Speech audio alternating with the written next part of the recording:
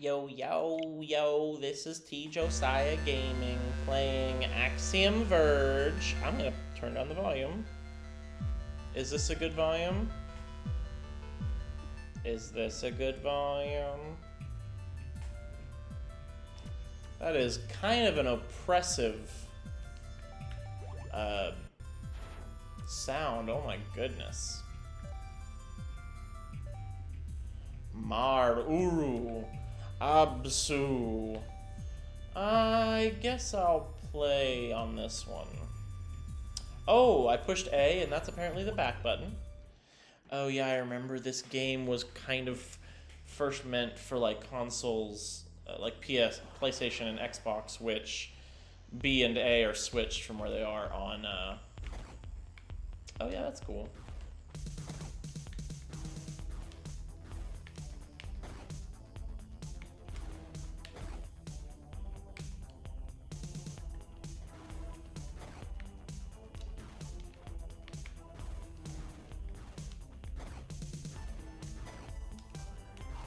I can't figure that out. Okay.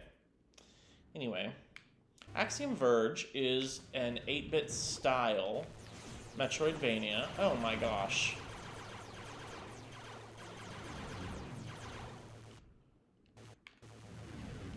Interesting.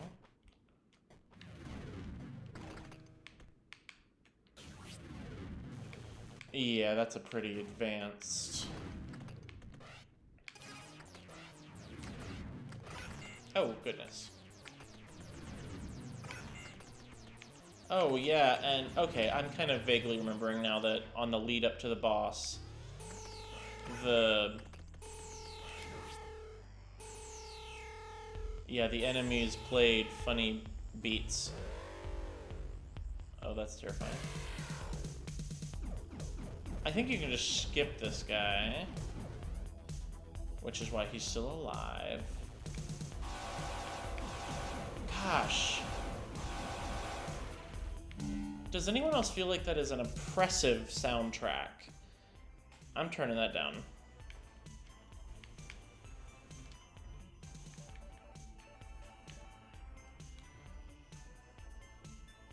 Oh, here's the map, by the way. Okay, so let's go over Axiom Verge. This is a pretty cool game. It's not my favorite game in the whole wide world, but it is a very well-made game. I obviously beat it, and I enjoyed it. There is a little bit of... Look, it was completely made by one person. It being made by one person, it is an amazing game. Just as a game in itself, it's pretty good. If you like Metroidvanias, this is a good Metroidvania. It's in the style of 8-bit stuff like the original Metroid back in 1986, but obviously a lot cleaner. Gosh, is this really the best gun? There are a lot of different gun choices. And I have forgotten what all of them do because it's been a very long time since I played.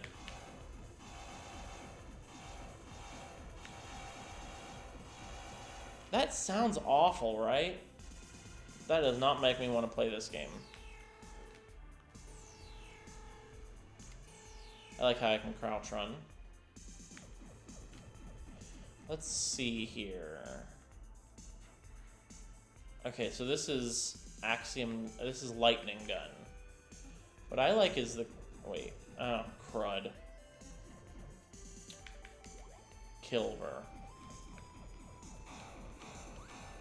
I like the Kilver. It's kind of like a melee, but it can go through floors, is one of the reasons I like it.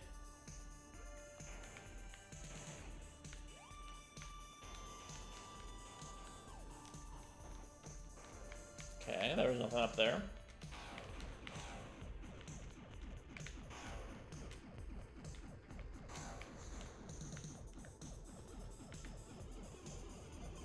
I forgot I could do something like that.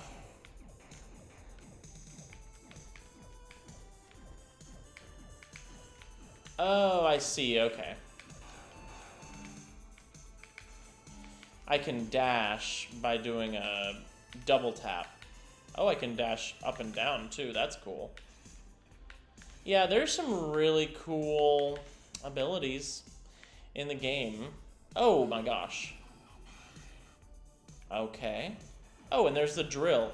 Yeah, one of the coolest things about the game, I will say... Oh, that was an accident. Is that there's so many abilities. That is very cool. One of the abilities you can do is you have a drone. And it's kind of weak. But then later, you get the ability to transport wherever your drone has gone. So then there's like there's no limit to where you can go.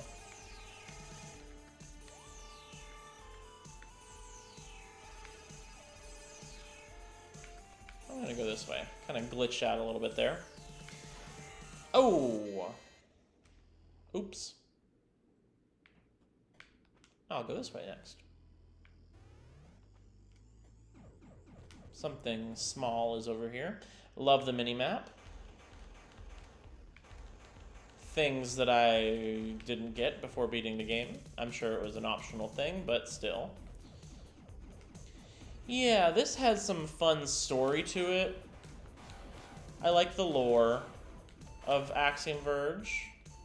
Oh, that's gonna get annoying, isn't it? I do like how it eventually gets quieter.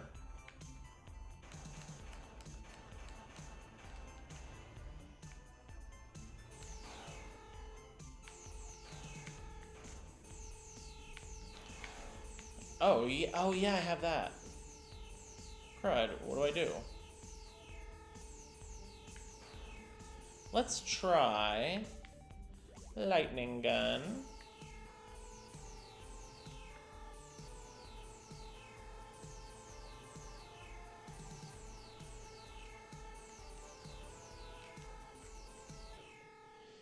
Okay, let's see what happens when he dies.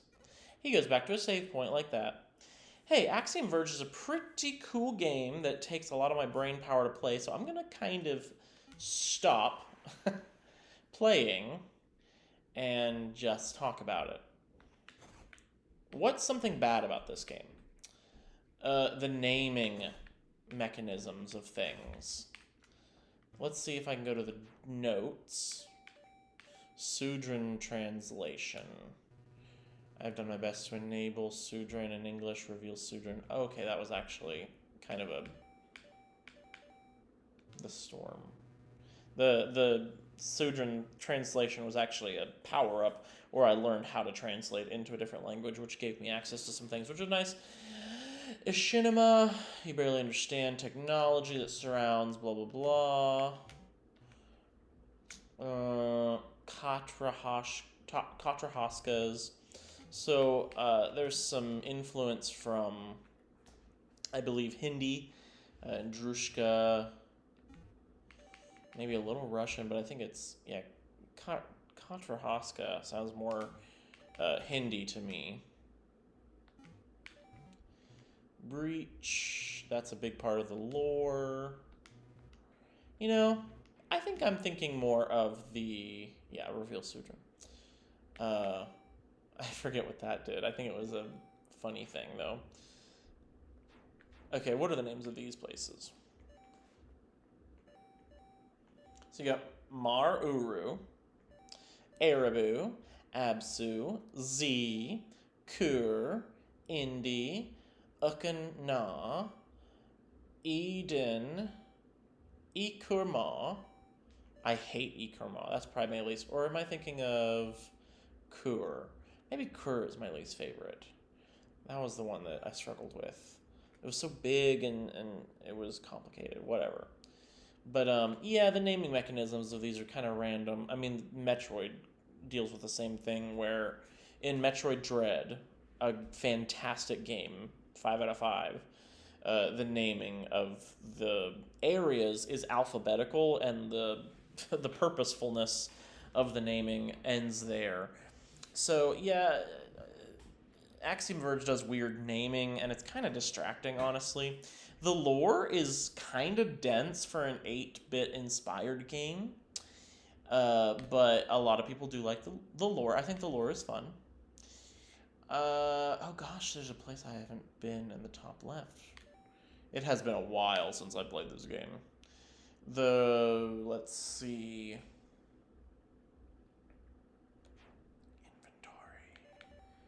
Oh yeah, okay, so I can look at the upgrades here. Field Disruptor, Modified Lab Coat, Bioflux Accelerator, Passcode Tool, Enhanced Drone Launch, Trench Coat, Drone Teleport, Sudrin Key, Address Bomb, Grapple, Address Disruptor 2, Remote Drone, Laser Drill, and Red Coat. Well, let me tell you. These are big improvements over Axiom Verge 2, which is a fun game that I enjoy. I haven't gotten halfway through. Well, I think I've gotten maybe 2/3 of the way through Axiom Verge 2. What they do is just name these upgrades nonsense, like Nubia Doodoo. I don't know. What are these called? Tethered Charge, Ion Beam, Distortion Field, Shards, Lightning Gun, Axiom Disruptor, Nova, Kilver, Hypoatomizer, Varange. That's a strange one. Reflector, Inertial Pulse, Multi-Disruptor. So maybe a fun thing would be to show you these.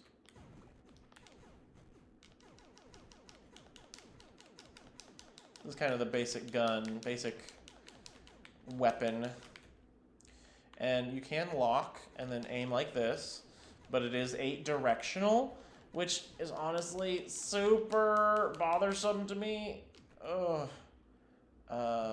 Let's do this one. Nova. So you shoot once to just shoot a big ball, but then you can pick it twice to make it go into 6 pieces. Kilver is the one that I like. I found it pretty early on, and it was the one I liked using the most up until like the very end. Atomizer. Yeah, it sends off bullets from the side. I don't know how better to describe it than that.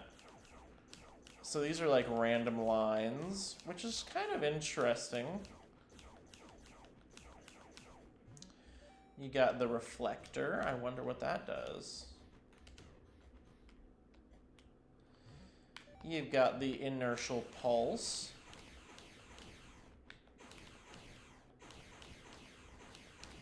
I wonder what's special about that. Multi-disruptor. Feel like a tri-shot that doesn't go all the way to the edge of the screen. Lightning gun, I think, ended up being my favorite at the end, but I got it pretty late on in the game. Shards. Oh. It's like the pink gun in Halo is what I think of. And I like how they kind of stick to surfaces for a second before they disappear. It's kind of a cool detail. Distortion field. I have no idea what this does. I gotta test this out.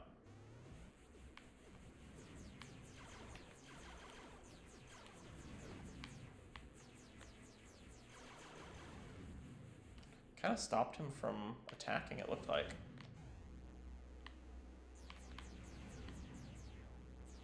Ion beam, come on, work.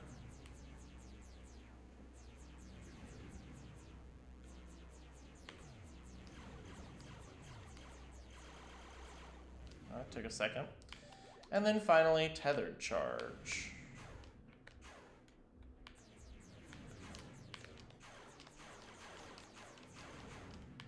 That seems pretty powerful. Anyway. So those are the guns. That's kind of one of the best parts of the game. I like how you get better and better at...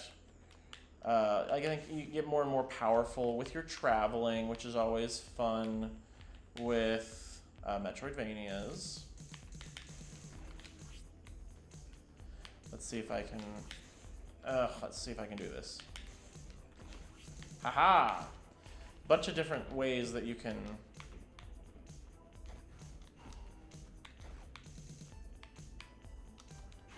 Yeah, there are a bunch of different ways you can move around. So there's a lot of cool stuff in Axiom Verge. It's all about exploration, getting power-ups, to get more powerful and move around more. There's some cool lore if you're into that. It's kind of weird, but it's got a nice twist or two in there, and it's kind of wild enough to be interesting, especially at the end. But yeah, I think that this is a really fun game, and I'm gonna give it a 4.5 out of 5 for what it is. It's a Metroidvania inspired by the 8-bit era. I don't know why the music stops out here, but sure.